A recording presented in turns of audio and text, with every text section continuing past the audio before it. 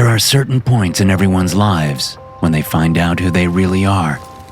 It was the summer of 1984 when I learned I was a cruel. That was the same summer I met true evil. To think they are not related would be delusional. July 23rd, 1984 was a Monday. My parents had split up, so my mother was at her new part-time job selling art supplies on the college campus. My father was traveling the state, selling whatever the hell he was selling at the time. On that Monday, with a whopping $6 in my pocket, I rode my bike to my friend Carl's house because Carl had an Atari. Back then, I switched best friends like my dad switched products he sold. Carl was okay, but if he hadn't had that Atari, well, I probably wouldn't have even talked to him, let alone ridden over that day. "I'm bored," I said after losing 12 straight games of combat to Carl. "Let's go see Ghostbusters." "I can't," Carl replied, starting a 13th game. "My mom says Ghostbusters is against God. It teaches about the devil." "Ghostbusters?" I laughed hard. Carl winced. His mom was really religious, and he got embarrassed about it super easy. "Ghostbusters doesn't have a damn thing to do with the devil," I continued. "It's supposed to be fucking hilarious." Carl nearly pissed himself when I said the F word. He jerked like I'd shocked him with the cattle prod. Then he looked around, certain his mom had heard me. "She's outside watering her flowers," I said, and pointed to the large window that looked out on their immaculate backyard. "I can't," he said. "Tell your mom you're going to see the Muppets Take Manhattan," I said. "She'll let you see that, right?" "Is that on?" Carl asked. He actually looked excited. "At the 12-plex, I replied. "There's like a 2 o'clock showing or something." "We'll be late if we have to ride our bikes over," he said. "So, we get your mom to take us and our bikes in her station wagon," I said. Carl thought, then nodded. "Okay, I'll go ask," Carl said. I knew lying was going to tear Carl up, but I was just learning my cruelty then, and I wanted to see Ghostbusters, damn it. I had that $6 burning a hole in my pocket, which was just enough to get a matinee ticket, a large popcorn, a large Coke, and red vines, with maybe a quarter left over so I could play Joust or Donkey Kong, or whatever arcade games they had in the theater lobby. Carl's mom agreed to give us that ride, and it was the last time she'd see her son alive or dead. "Aw, man," I said after we bought our tickets. We walked into the lobby, and the arcade games were being hauled out. "What the hell?" The teenager taking tickets looked over his shoulder as he tore ours in half. "Oh yeah," the teenager said. "We're getting new ones. They switch them out on Mondays." "What are the new ones?" I asked. He shrugged. "I don't know, kid. Enjoy the show." "What do we do for an hour now?" I said as Carl and I wandered over to the concessions counter. "My mom's going to ask me about the Muppets," Carl said. I looked at him and frowned. "So? Make something up. She hasn't seen it." "I can't lie to my mom," Carl said. "You already are, Carl," I responded. "Stop being stupid." He looked over his shoulder. The first theater door was for the Muppets. "Maybe we should just go see the movie instead of Ghostbusters," he said. "Are you kidding?" I laughed. "I am not seeing the Muppets. That's a little kid's movie. We start middle school in 2 months, Carl. Do you want to talk about the Muppets at school? Or do you want to talk about Ghostbusters? Don't be a fucking baby, Carl." God, I was a shit.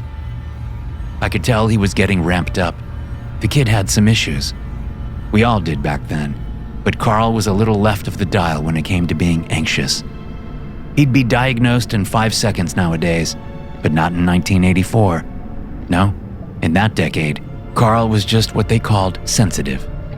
"Fine," I said, afraid he was going to have a freak out. "We'll go watch like 15 minutes, then come back, get concessions, and snag our seats for Ghostbusters." "Okay," he said. Except we had no idea the assistant manager was watching us. It was Monday, a slow day, and the guy was a prick. The movie was already playing, and we just found seats in the back when hands grabbed our shoulders. The prick dragged us, literally, out of our seats and back into the lobby. "You didn't buy tickets for that movie, did you?" he asked. with a shit-eating grin on his face. Yeah, we did, I said. Show me, he responded, his hand out. He snapped his fingers when I didn't give him my torn ticket. Come on, kid, give it to me. I threw it away, I said, thinking I was so smart. When the prick looked at Carl, his shit-eating grin got even wider. The prick could smell Carl's weakness. He snapped his fingers again. Give me yours, he said to Carl. Carl didn't even hesitate. He pulled out the torn ticket and handed it over. This says Ghostbusters, he said. My mom said I couldn't watch Ghostbusters, so we said we were going to see the Muppets instead. Carl blurted out. Jesus Christ, Carl, I muttered and shook my head. You two are out of here, the prick said and threw Carl's stub in his face. We paid to see Ghostbusters, I shouted. Yeah, then you snuck into a different movie, the prick replied. You want me to call the cops? I'll do it. Cops? Carl nearly shrieked. He started to hyperventilate, and his eyes went huge as he looked over at me. Calm down, Carl, I snapped and took a step toward the prick. We paid to see Ghostbusters. Fine, the prick said, and walked off toward the door of the ticket booth. We'll see what the cops say. Carl gripped my arm, and his nails dug into my skin. Ow, I said, and yanked my arm free. Then I gave him a good look and realized he was definitely going to have a meltdown right there in the lobby. Fuck you, I said to the prick and pulled Carl out of the theater. What did you say? The prick shouted as he followed us outside. Come here, you little piece of shit. Say that to my face. Come on, say it to my face. We're 11, you fucking asshole. I screamed at him. You like fighting kids? Some teens were walking toward the ticket window, and they all stopped and stared at us. The prick looked around and went back inside without saying another word. Then I saw him appear in the ticket booth, pick up the phone on the wall, and start dialing. Shit, I said. We gotta go. I worked the 4-digit combo on my bike lock and got it off the rack. Carl was just standing there, looking like he wanted to shit himself. Carl, we gotta go, I said, and pointed at the ticket booth. The prick is actually calling the cops.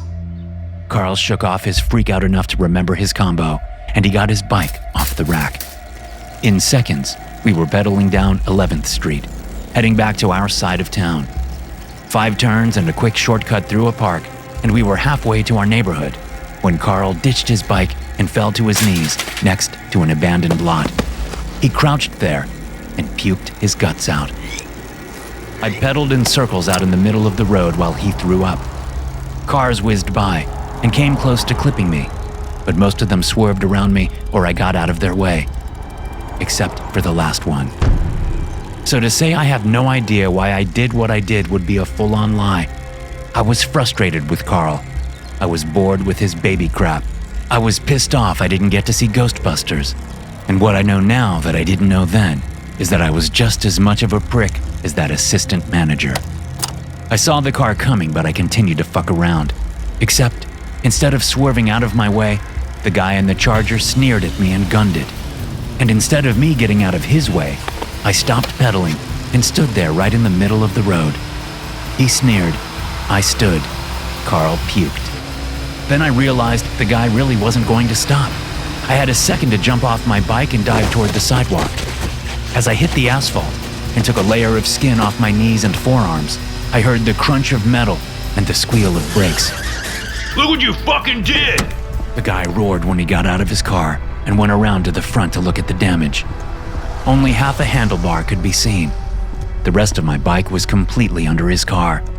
His shiny chrome front bumper was majorly scratched and dented. So was his grille. You little fucks are gonna pay for this! He shouted. I got to my feet and ignored the blood and pain coming from my arms and knees. You tried to hit me! I screamed. I'll tell the cops! Oh, you will? He said, then went back to his door and reached into his car. When he came back out, he had a baseball bat in his hand. Hard to fucking talk with your fucking mouths bashed in, you little fucks! He shouted, then sprinted toward us. Oh, fuck! I yelled and yanked Carl to his feet. He had puke all down the front of his shirt. Come on, run!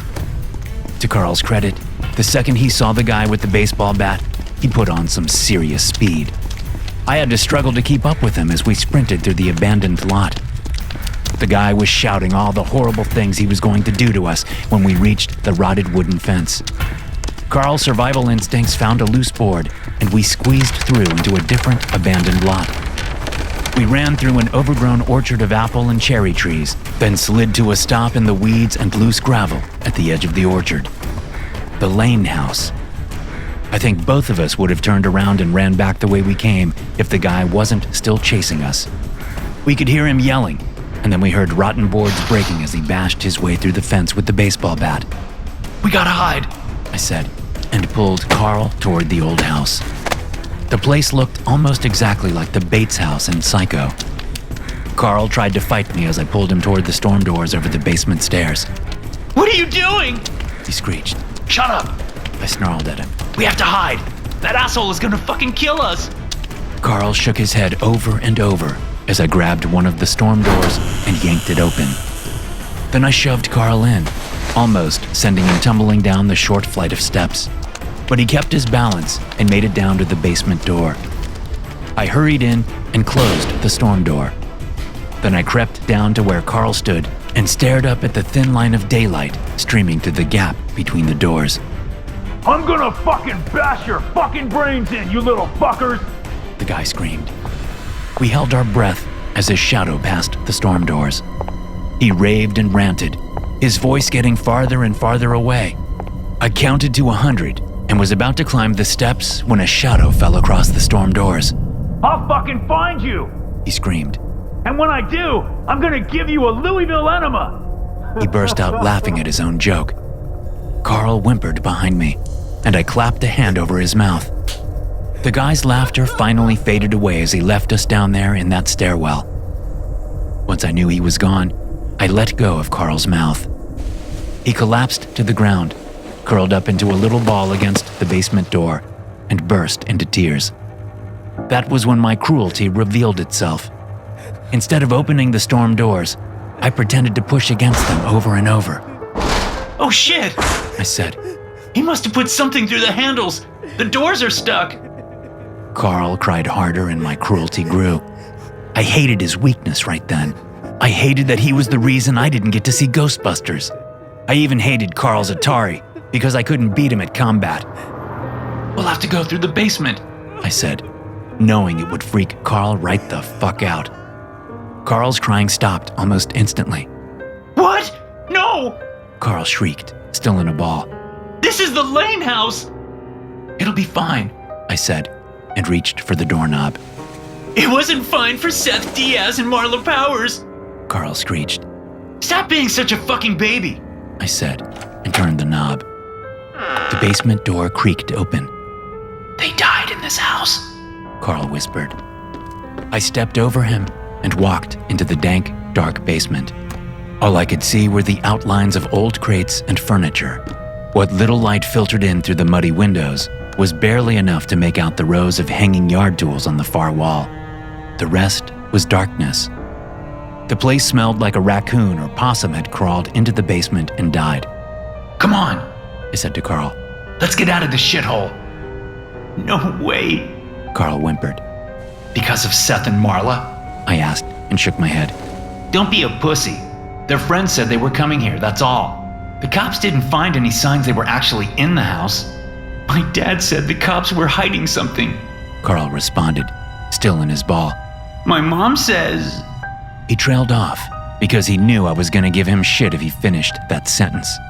I gave it to him anyway. What? That the devil is in this house? I asked, mocking him. Your mom is batshit, Carl. It may have been cruel as all hell, but at least it made him mad enough that he looked up at me and glared. What do your parents say, dickhead? Carl asked. My dad doesn't give a shit unless it costs him money, I answered. And my mom doesn't give a shit unless it means she has to get off her ass. With my patience for his crap already gone, I walked back to Carl, grabbed his shoulders, and jerked him up onto his feet. Stop being a pussy, I said. We'll go upstairs. We'll leave out of a side door or window or whatever. So move your ass, you fucking baby. He tried to pull free, but my grip was like steel.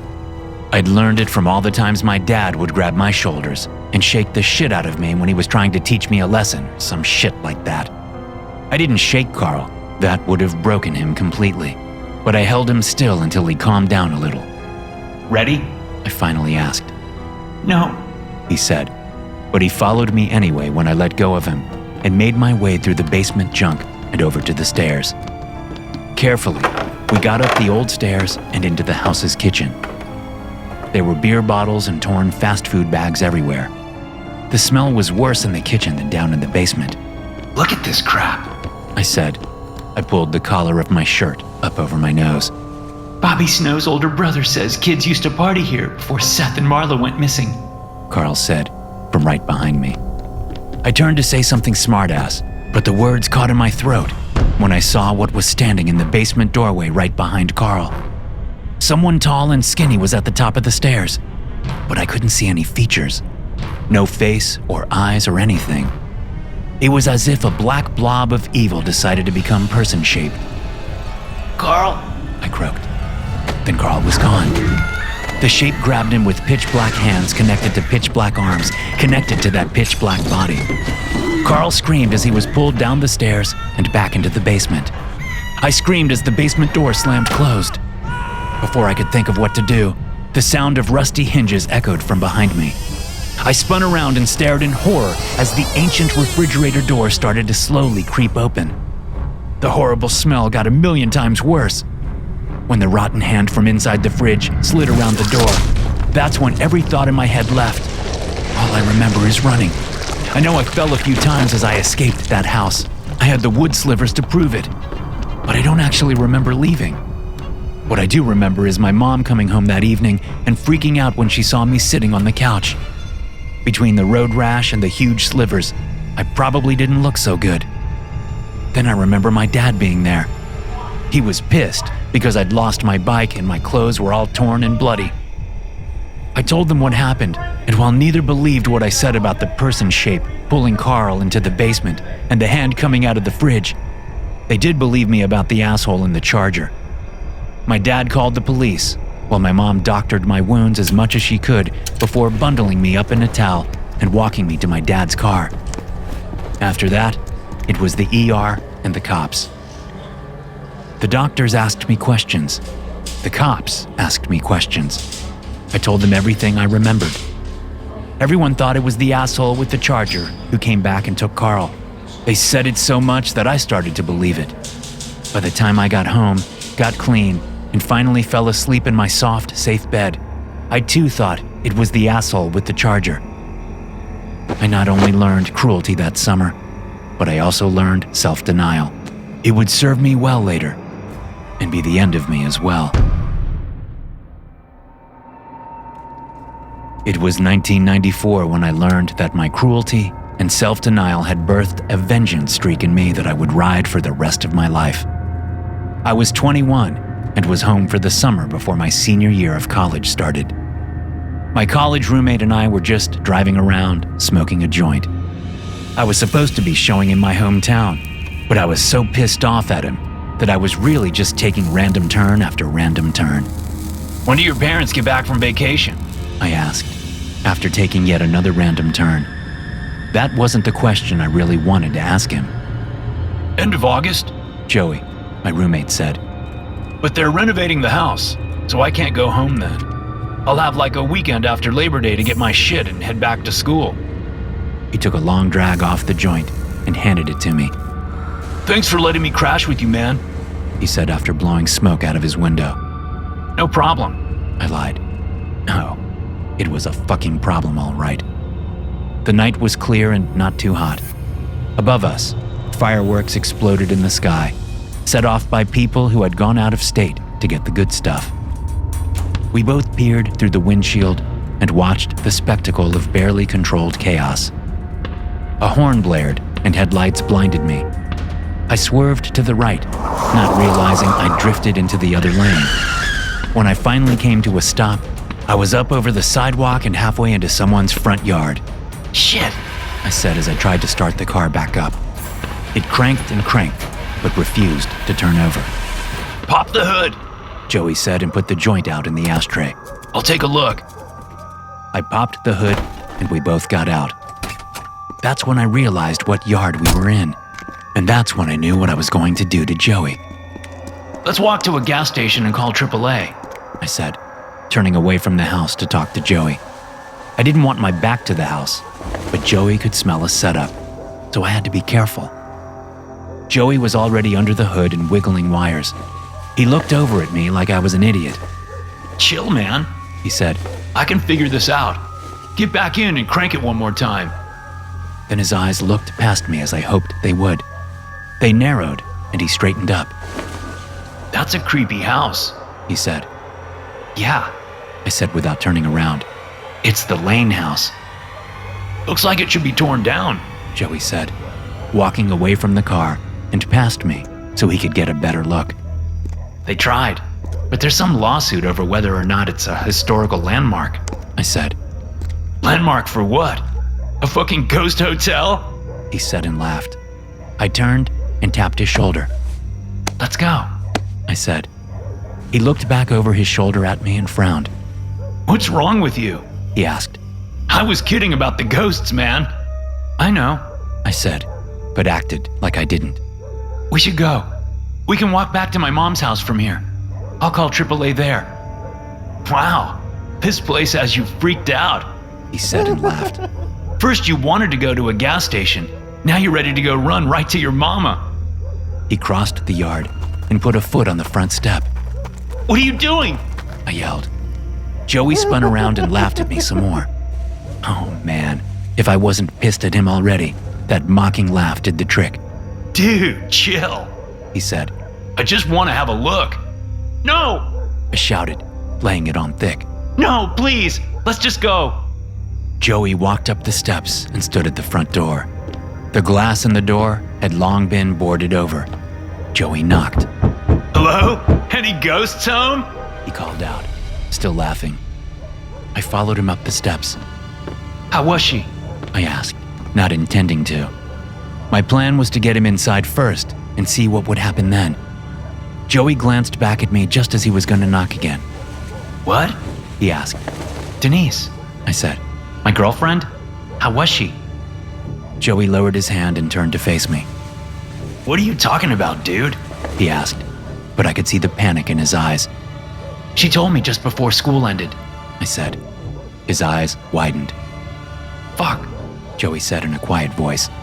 Listen, Maddie, dude, I'm so... The door flew open, and black hands grabbed Joey by the shoulders. He was yanked inside and the door slammed closed before he could even cry out. Oh, I muttered as I stared at the door. Apparently, I didn't need to get him inside after all. I turned around to face my car. well, shit. I whispered. I was about to walk down the steps when I heard the door creak open behind me. I stopped and turned. Carl was standing there just as he looked when he disappeared. Well, almost. He was missing an eye, and his jaw was hanging by a thread from his face. It just dangled there in the breeze, twisting back and forth. Then he waved at me. Hi, Maddie, He said. I don't know how he said it with his jaw hanging there, but I heard the words. Why'd you leave me? I swallowed hard. I wanted to turn and run, but my feet were frozen to the ground. I wanted to scream, but my throat was almost closed. I wanted to be anywhere other than where Carl was. Doesn't matter. Carl said and stopped waving. I have lots of new friends now. Better friends than you, Maddie. They aren't mean to me like you were. He cocked his head, and his jaw tapped against his chest. You should come meet them, Maddie, he said. I shook my head no. Carl shrugged. Okay then, He said. I'm going to meet our new friend, Joey. Were you mean to him like you were mean to me? Joey screamed from somewhere inside the house, and that broke the spell. I spun around and ran as fast as I could, leaving my car there. I made it to my mom's house in record time. I have no idea what all I told her, but I know she instantly was on the phone and calling the police. I started to regret what I had done to Joey, and I hoped they would find him just stoned and wandering around the house. But they didn't find Joey. Not then, not ever. What they did find was my car halfway in the Lane house's yard and the joint in my ashtray. Joey's fucking joint. All regret and guilt went out the window as I sat in the interrogation room. You a druggie, Matthew? The police detective asked me, slapping an evidence bag down next to a file folder on the table in front of me. Was Joey your source? Did you two have a fight maybe over a deal and things went wrong? It's okay to tell me what happened, Matthew. I told you, I said. He went up to the door and it opened. Then someone grabbed him and pulled him inside. I didn't say a word about Carl. No fucking way. I'd have been committed to the loony bin in a heartbeat. We didn't find signs of anyone in the house, the detective said. There weren't even footprints in the dust. No one has been in that house for a long time, Matthew. He opened the file folder. Maybe as long as the last time you were at the Lane house, he said, and flipped through the papers in the file. They never did find Carl. You know, your other friend that went missing in that house? What can you tell me about that? Nothing, I said, and nodded at the file folder. It's all in there, I'm sure. Oh, there's a lot in here, the detective said. And a lot that isn't. Maybe we can talk and you can fill in some gaps? No, I said. I want to go home. He tapped the bag with the half-smoked joint. You aren't going anywhere yet, he said. I slumped in my chair. He asked me questions for 3 hours. I answered what I could without sounding insane.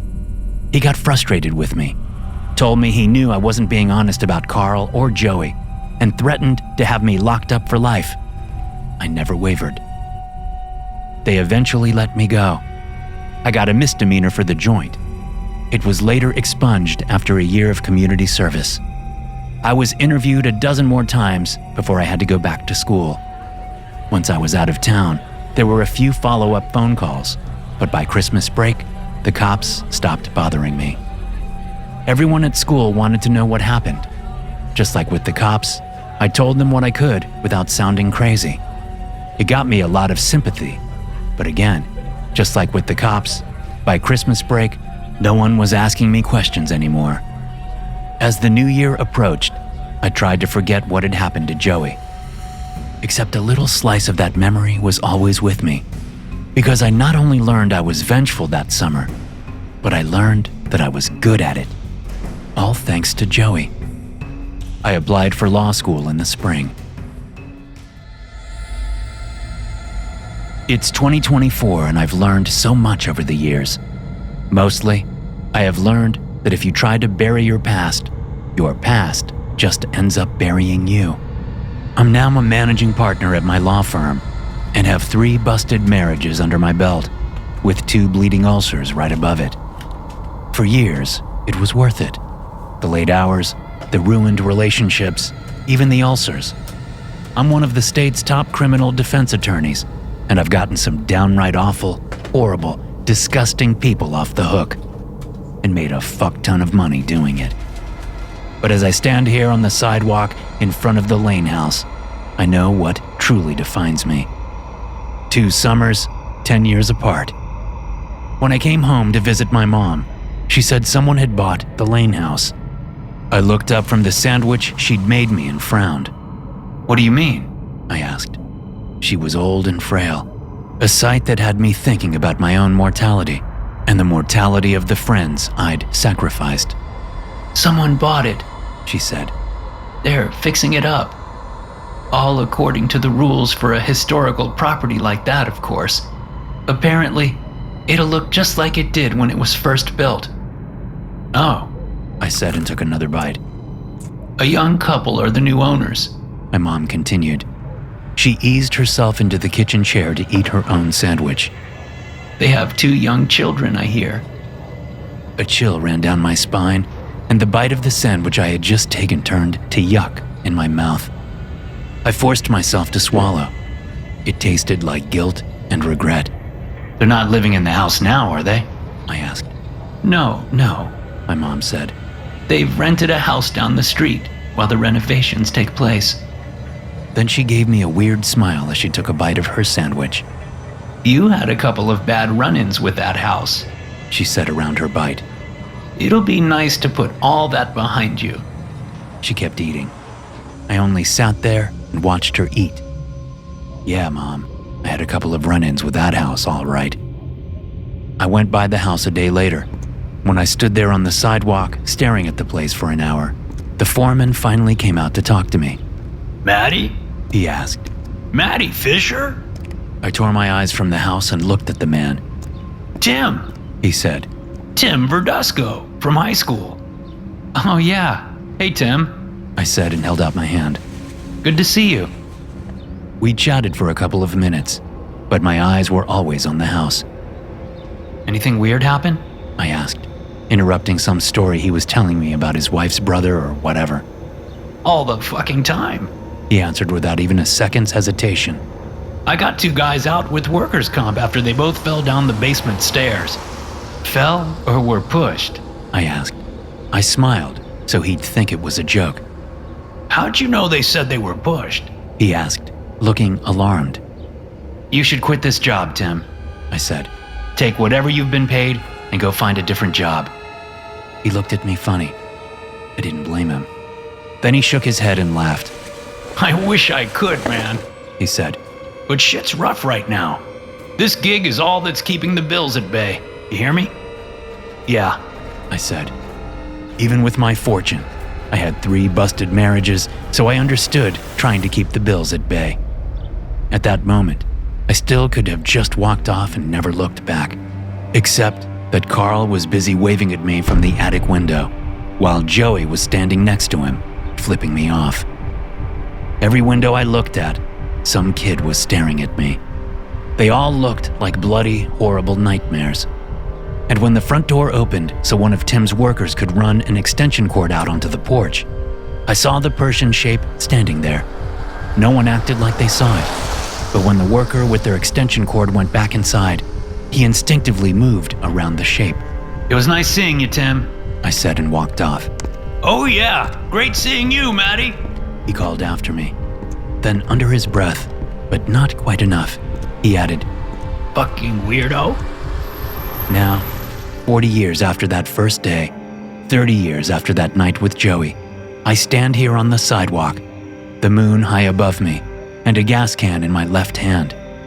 The place is dark and silent, but I know the silence is all a lie.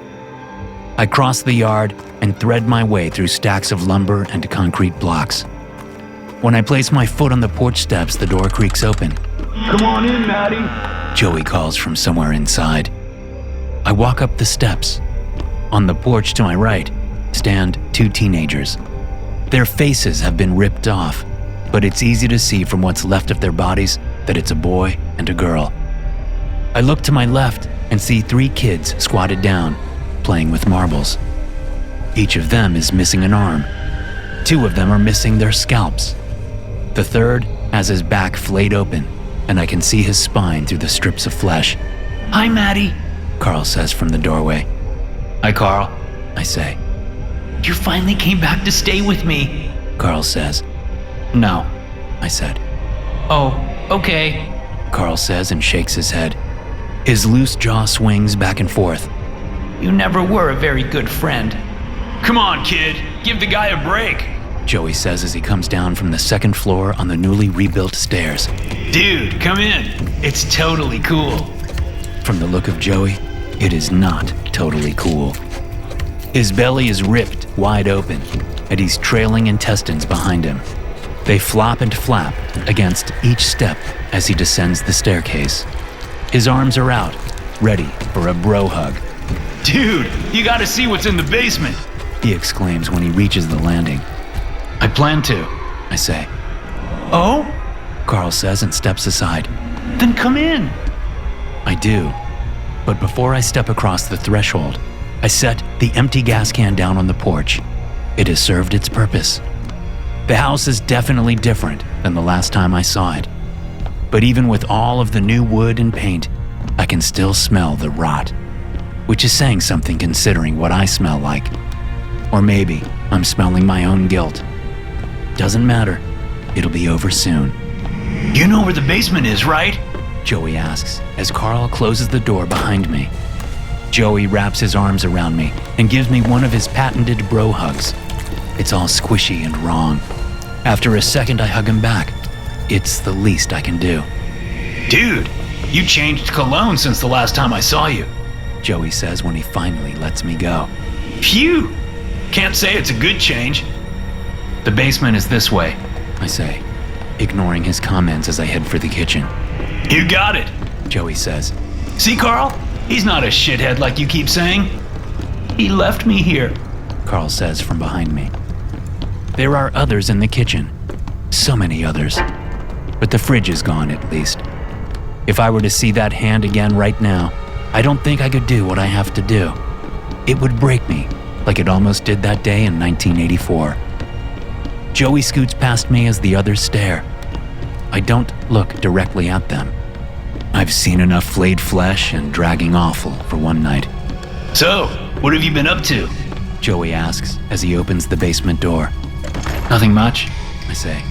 Divorced 3 times, no kids. Bummer, Joey says, and sweeps his hand at the basement in the universal gesture of after you. Is it down there? I ask. Joey nods. Good, I say. I walk past Joey and take the stairs down into the dank, dark basement. The thing doesn't waste any time. As soon as my feet hit the concrete floor, it separates itself from the corner. I pull the lighter out of my pocket. When it reaches me and takes me into its pitch-black arms, I flick the lighter and place the flame to my leg. And the gas that I had poured all over my leg ignites. As I scream, as the thing screams, as the ghosts scream, as the house screams, I realize it'll all be over soon. I don't have to be that cruel 11-year-old anymore. I don't have to be that vengeful 21-year-old anymore. I don't have to be that greedy, unscrupulous lawyer anymore. And the house doesn't have to be evil anymore. It's 2024, and I have finally learned something new. That I can be good. All I needed was a can of gas, a Zippo lighter, and my past burning to the ground to help me get there. Thanks for listening. If you enjoy these stories, be sure to subscribe to the podcast and check out some more of my episodes here.